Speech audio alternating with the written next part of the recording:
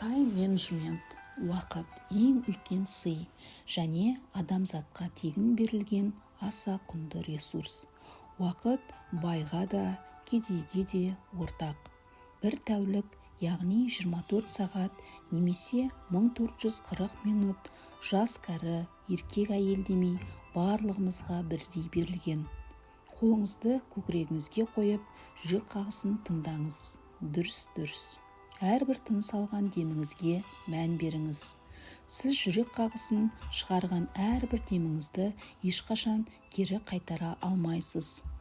Жиған байлығыңды жоғалтсаң, еңбектеніп, орнын қайта толтыруға болады.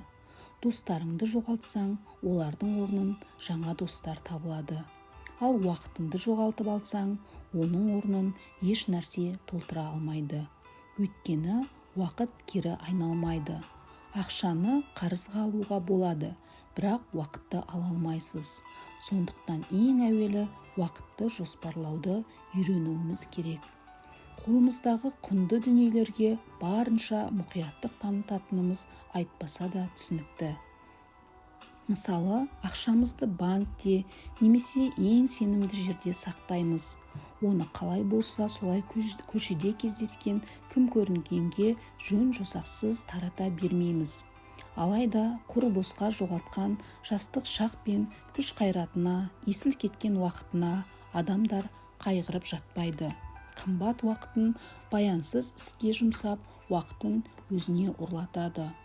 Уақыт атты ең бағалы ресурсын желге шашырып, бос нәрселерге оп-оңай айырбастай салады. Мұның бәрі уақыт құндылығын дұрыс бағаламаудан туындайды. Әсіресе біздің қоғамда бір-біріміздің уақытымызды жеу кең етек алған. Көпшілік халық шақырылған жерге, тойға, қонаққа уақытында бара бермейді. Тойымыз ең ерте дегені 2 сағатқа кешігіп басталады. Ең сорақысы, кешіккен адам біреудің уақытын ұрладым деп өзін кінәлі сезінбейді. Ол үшін кешігу қалыпты жағдай. Мұндай қоғамда ешқашан даму да, алға жылжу да болмайды.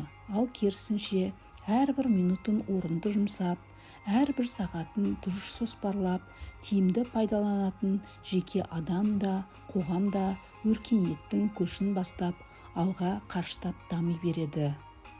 Күндіз-түні әлеуметтік желіде телефон шұқылап, одан қалса теледидардың алдында телміріп отырып, арзан қалжың, бітпейтін мәні жоқ сериалдарды тамашалаумен бар ғұмырын өткізіп жатқандар қаншама. Кейбір зерттеулерге сүйенсек, бүгінгі таңда смартфонды орташа қолданатын адамдардың өзі күніне 2614 рет, ал көбірек қолданатындар 5400 дүркін қолына алады екен. Орынсыз жұмсалған ақшаның ысыраптығын, желдей босқа төгілген астың обалдығын жиі айтамыз. Ал уақыттың ше? Есіл кеткен уақыттың ысыраптығы мен обалдығы неліктен жиі айтылып, әрбіріміз бас уайымымызға айналмайды.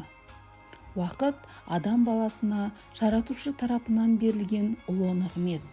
Ақыретте бұл нығметке сөзсіз сұраламыз. Алла елшісінің бір хадисінде былай делінген: қиямет күні адам баласы мына нәрселерден сұралып, есебін толық бермейінше Алланың құзырына жіберілмейді. Бірінші, ғұмырын не істеу тауысқандығын. Екінші, жастық шағын қандай іспен өткізгендігін. Үшінші, ақшасы мен дүниесін қандай жолмен тапқандығы. Төртінші, қаржысын қайда жұмсағандығы. Бесінші, үйренген біліміне қаншалықты деңгейде амал еткендігі.